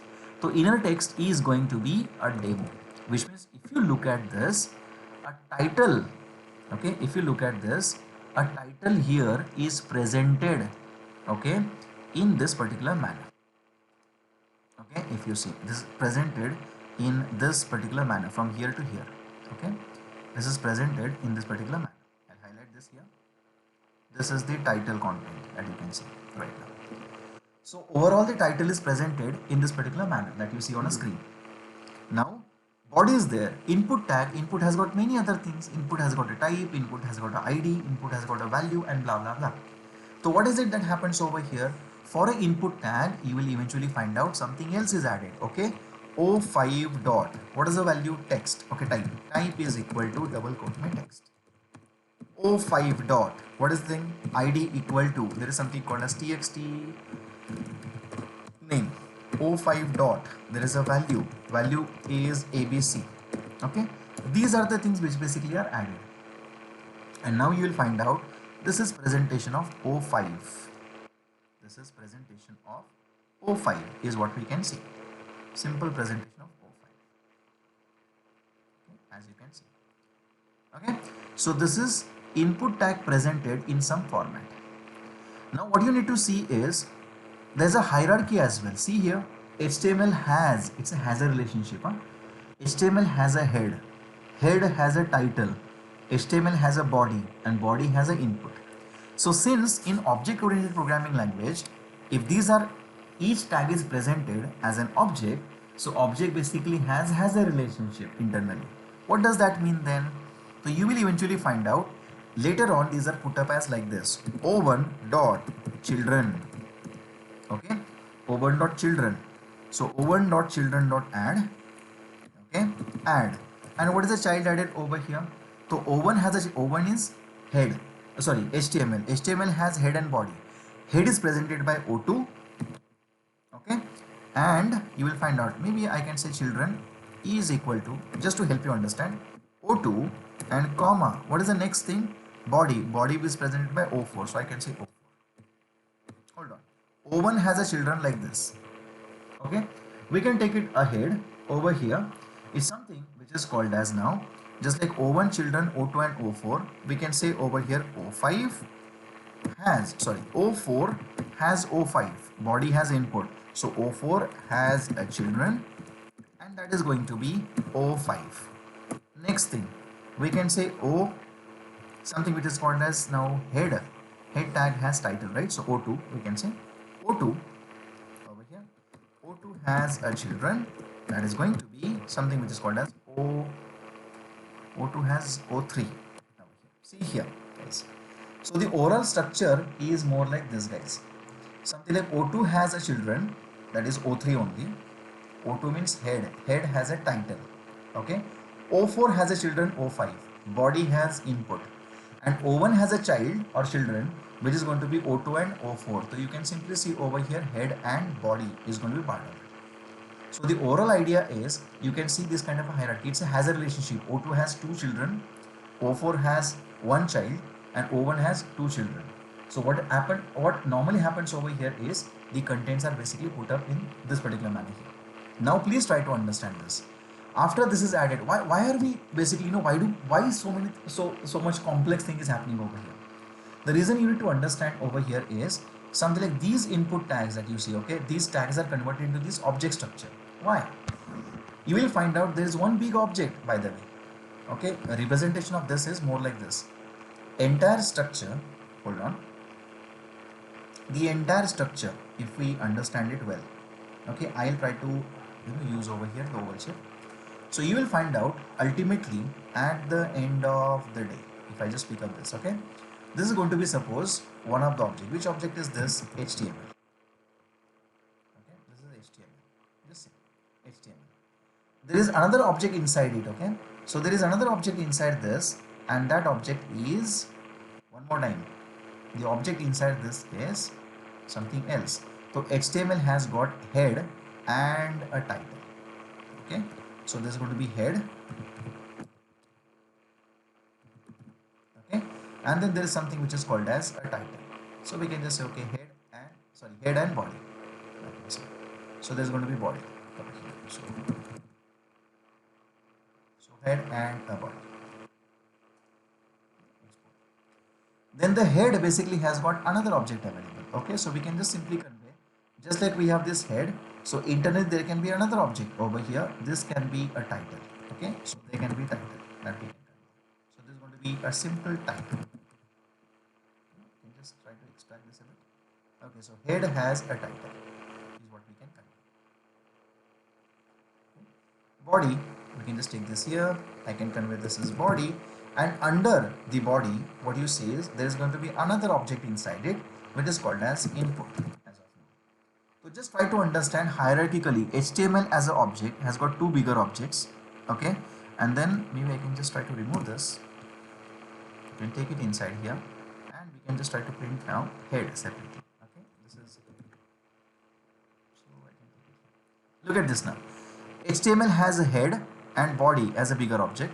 Head has a title as a small object, and then body has got input as an object. And you can see it over here.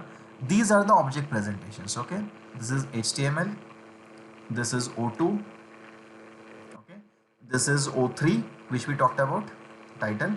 This is O4, by the way, the body object, and this is going to be something which is called as O5 internal. So you will eventually find out tags are basically presented on a screen, but tags are also converted as an object over here. Okay, and these objects are presented in memory somewhat like this. What's the usage of this? What is the purpose of all of this? The purpose is this hierarchical presentation, okay, is something which is in memory right now. Okay, this is there in memory. So what happens is these objects are basically, since they are put up in hierarchies, see it here. There is a HTML has some object, then it has got some object. There is a hierarchy. One big object is at the top, that is HTML. You will find out this entire object hierarchy that you see, okay, from the top to end, you will find out this is actually called as document object model tree. And then you will find out this particular tree which is constructed. Okay, so in JavaScript area, this is all with respect to HTML parser. Okay, what happens in case of JavaScript area, JavaScript engine area?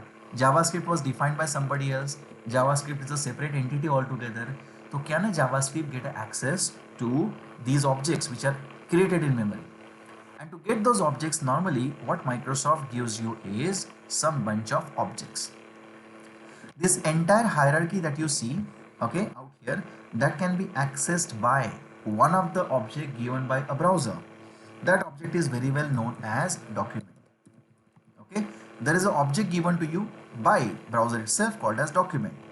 A document is a secondary object. Normally you will find out document is actually a secondary object to somebody called as window. Okay, so hierarchy wise there are two more objects if you look at it. So window has a document, document has the rest of the hierarchy that you see. Okay, so hierarchy you will find out over here. What you see is there is something called as window. Window has a document and document has got this hierarchy right now. Now the thing is, one of the beautiful thing that we have out here is these particular guys that you see, okay, these things. If I just highlight it for a minute. Okay, can I just want to be highlight it with no color? Let's see. Hold on. Okay. So these objects which are like window and document.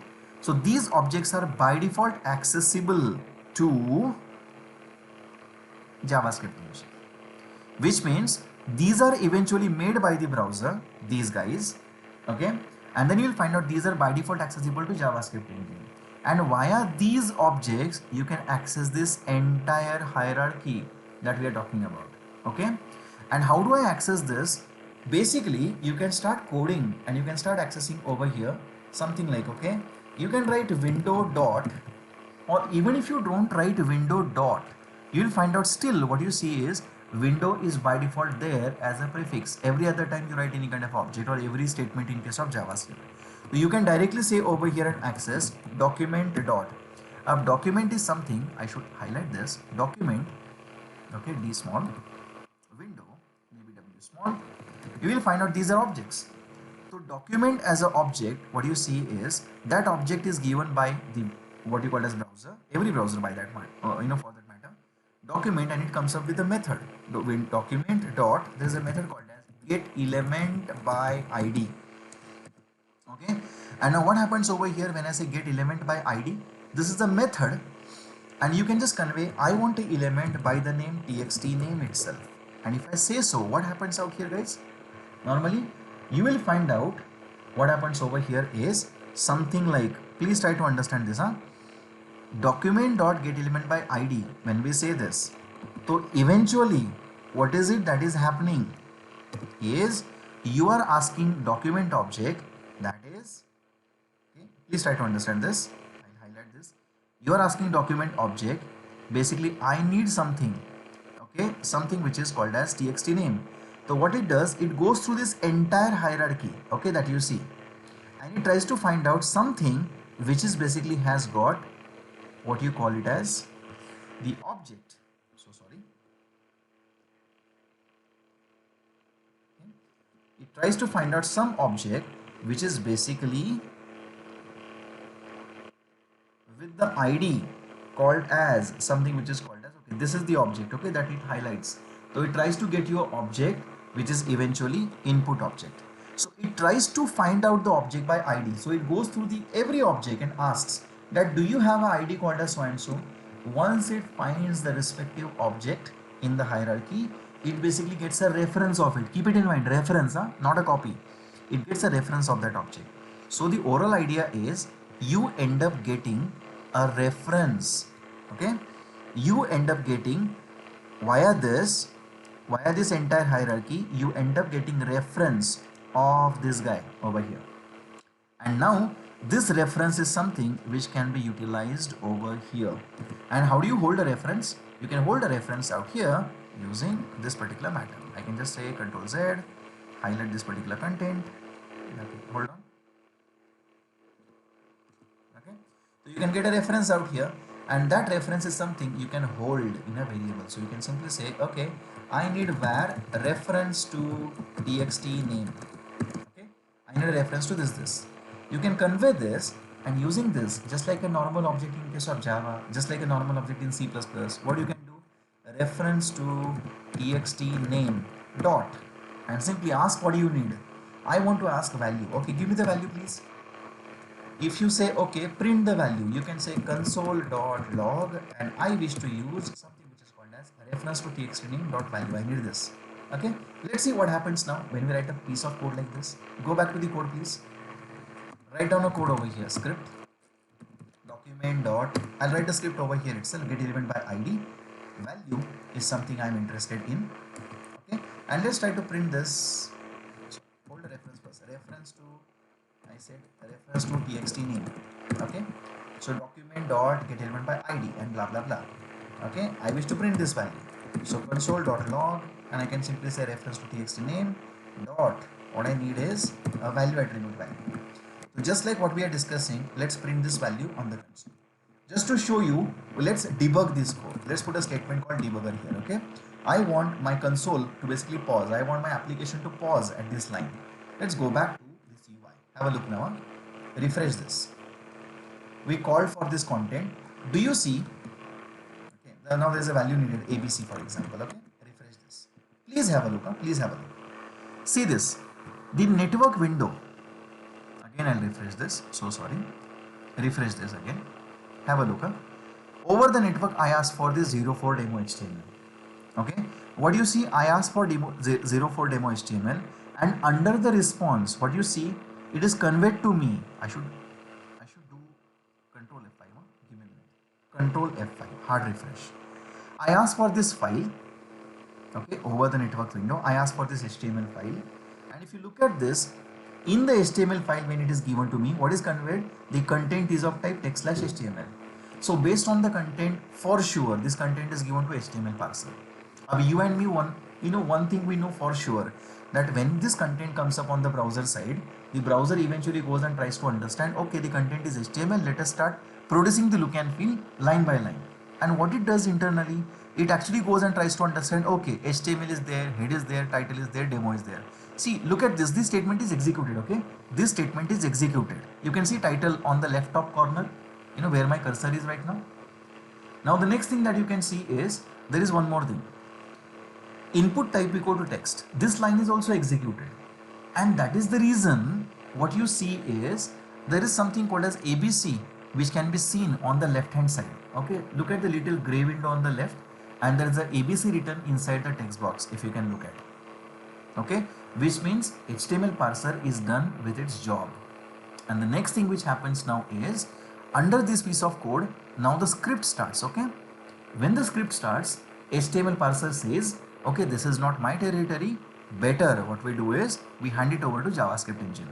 Now the JavaScript engine basically takes over, and then whatever is the hierarchical object thing which is created in memory, that HTML, for HTML there is an object, for head there is an object, for title there is an object, for input there is an object, for body there is an object. From that hierarchy, now the JavaScript engine accesses the document. Okay, have a look. F10, okay, F10, again F10, and look at this now. What do you see over here under the ref to txt name? Under the ref to txt name, what you see is there are multiple key value pairs. Okay, and one of the key value pair, you will find out there is something called as text box has a ID. You can see it over here. Text box has value ABCD or ABC that you see. So text box object has ID, text box object has got value. These are all getter setters, or majorly properties, what you can call. Not exactly all the getter setters, but then properties. Now these properties are assigned values basically as what ABC, and you are about to read the ABC right now programmatically. Okay, so what do you see? Okay, get me the value. You can see ABC over here, F10, and this is what you can see getting printed on the console. Can I also change the value? Why not? You can very well go ahead, go back to the code, and just like you printed this, what you can do is you can simply go and say, okay, ref to txt name dot value equal to xyz. Change it and see what happens. There is a ABC. Refresh here. There is a value ABC which can be seen on the left hand side. When programmatically you go on access and change this, you can see the left hand side also changes. When the object changes, listen to me very carefully. When this particular value changes, okay, you say over here ref to txt name dot value equal to double quote xyz. When you say, so eventually what is it that you are trying to do? You are eventually trying to change the value inside this particular object. Okay, you are changing xyz over here. Okay, you are changing this xyz over here. So when you change this xyz here internally, so browser basically tries to keep on, the HTML parser and a browser tries to monitor this object, okay, for any changes.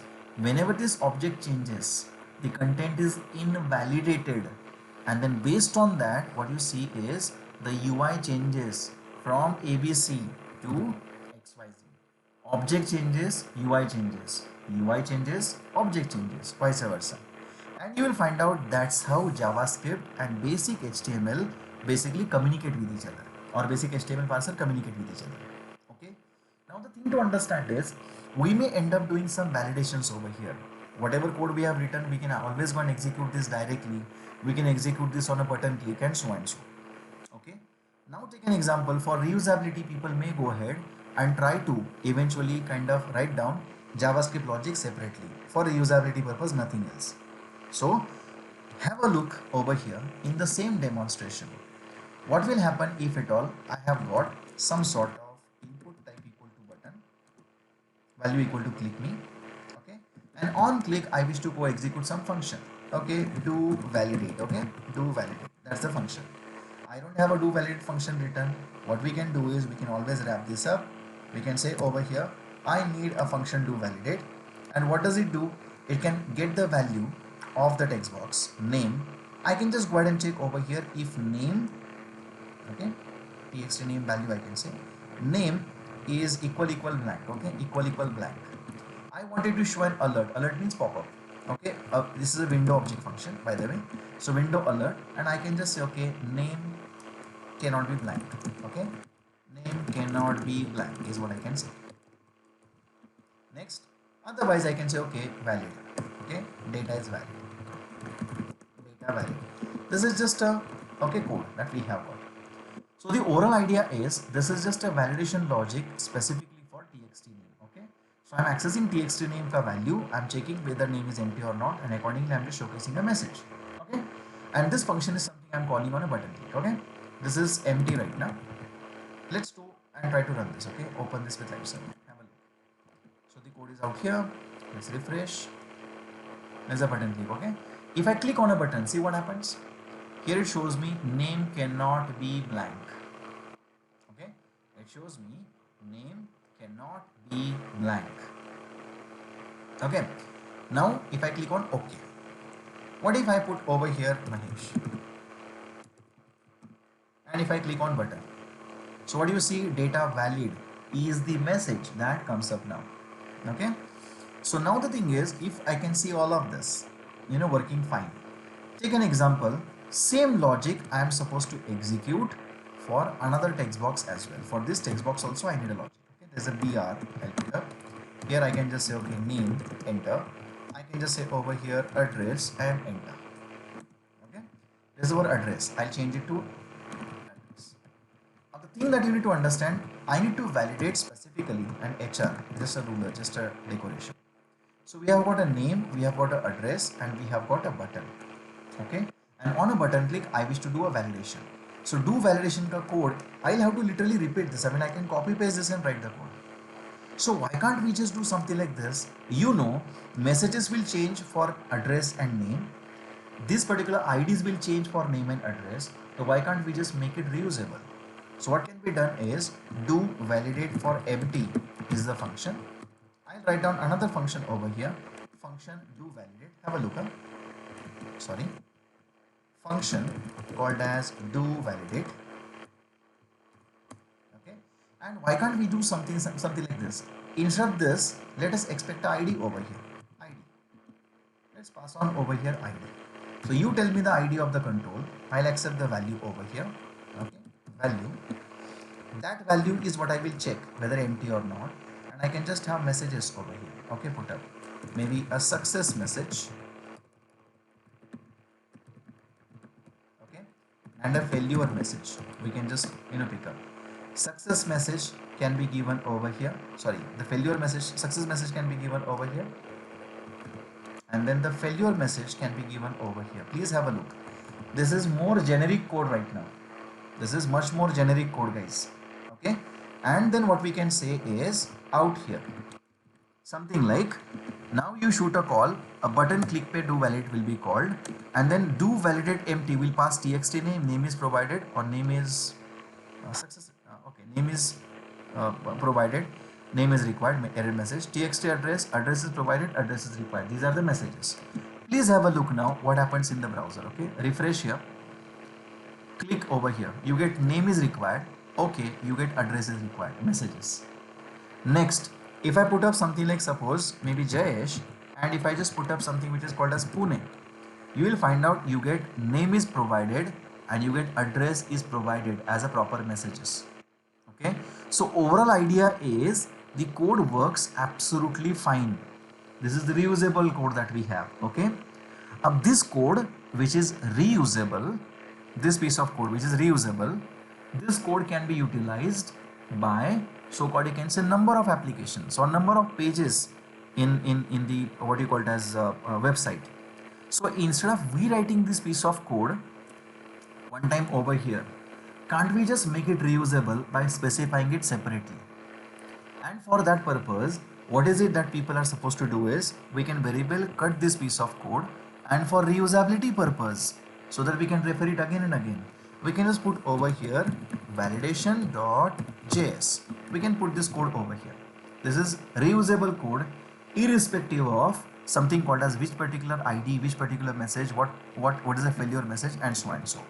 And to call this message over here, I need a reference. So before I call do validate, I also need now a script src, and I need a reference to validation.js. Please have a look now. So whenever somebody clicks on a button, I'll call do validate.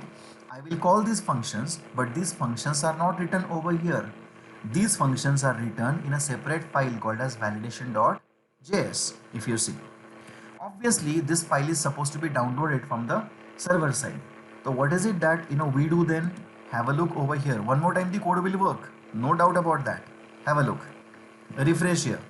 Do you see along with the HTML, what else get downloaded is validation.js. So what happens over here, if I click on a button, I still see the messages coming up. If I put a data like suppose Nilesh, and if I put Chennai, and if I click over here, name is provided and address is provided, the messages come up. So the overall idea is, we also have over here code working fine, but look at your reusable logic. That reusable logic is written inside validation.js. Now the thing is, how much amount of time or how much amount of bandwidth is spent downloading validation.js? If somebody can double click on validation.js, somebody can see this function. Look at this function. This function is easy to understand. Somebody can simply copy paste and claim the logic is theirs. Messages are, the variable names are also self-explanatory. So in that case, what is expected is, can't we just go and maybe try to make it more difficult? And that's the reason what people do. Please have a look. Validation.js file, if you look at how much size did it take to download the content. If you look at this size right now, okay, if I just carry a cursor over here, I believe here, look at the resource size. The resource size for download is 0.3 kilobyte. Okay, look at the folder, go to the folder. Under folder validation.js, size is 270 byte.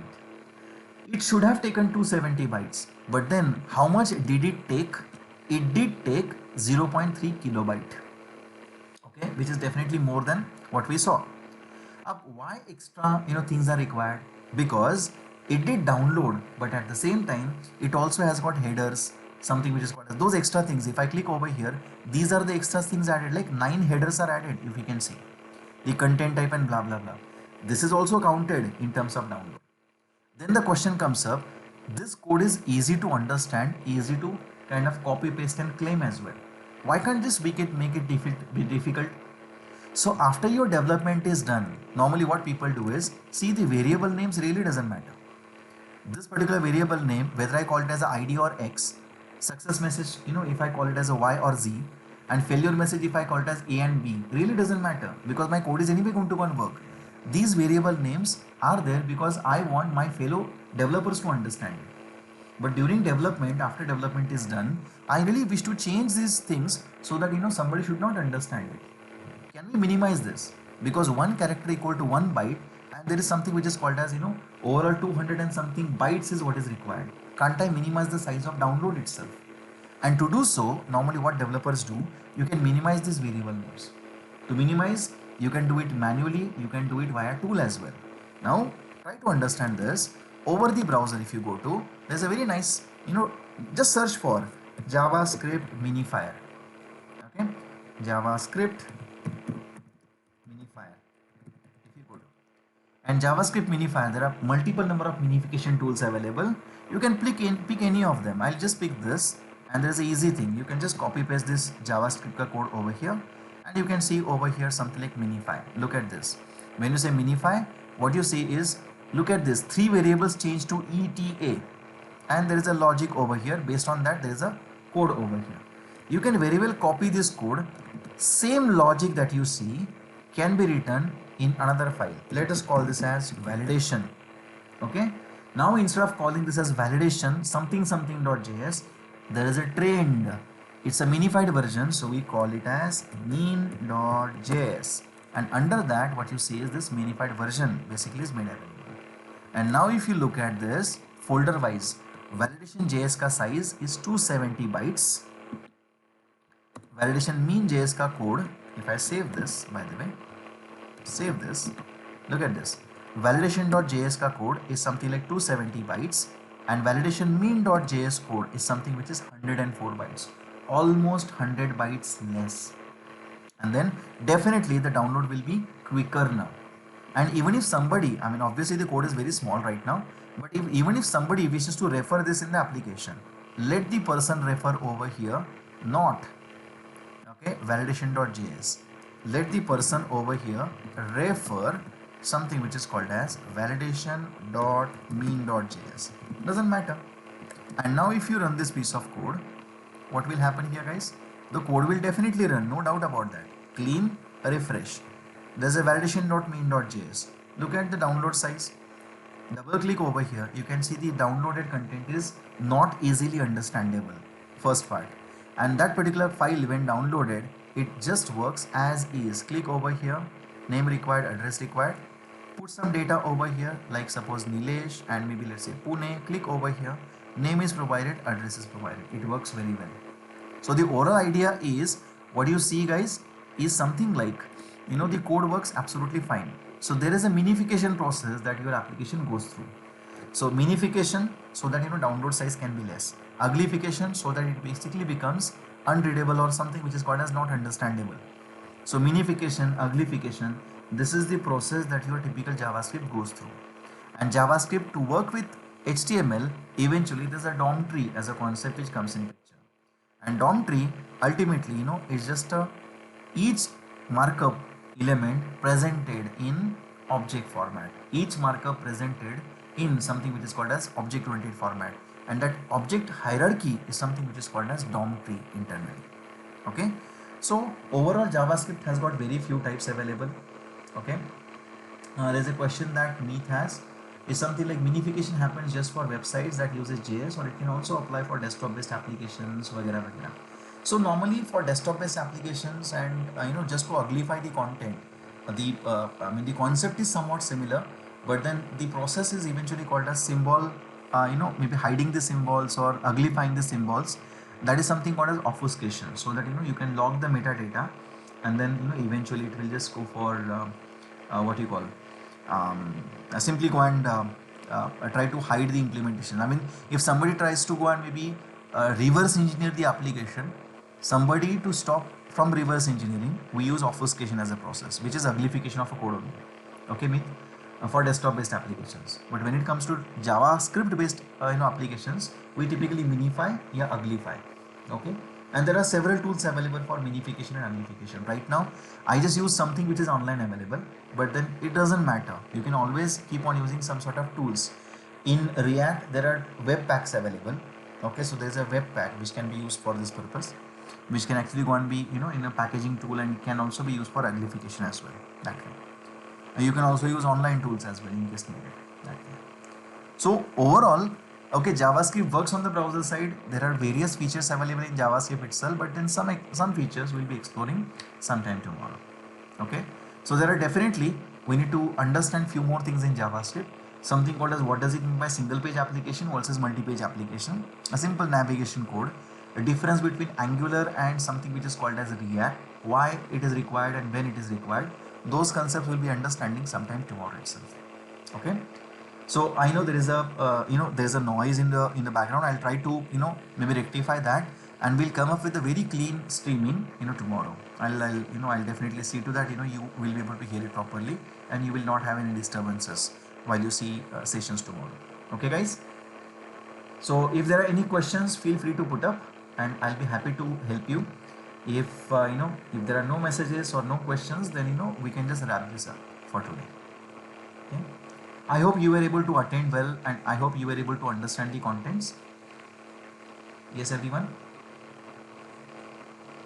Yeah, yeah, I only wanted something like, if there are questions, please ask. I'll be happy to like help you understand maximum concepts in these live sessions. Okay,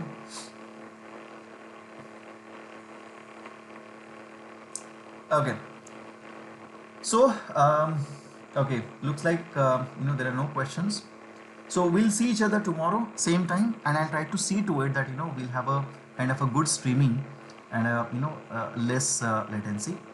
Okay, so thank you very much for staying till this long. Thank you, I appreciate it. Thank you. I'll stop the streaming now.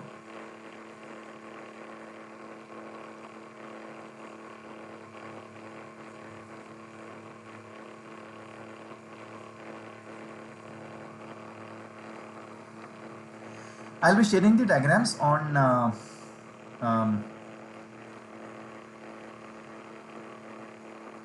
okay. Okay, so I'll share the diagrams on the group. Yes, thank you guys. Yeah. Apologies for the noise in the background or so and so.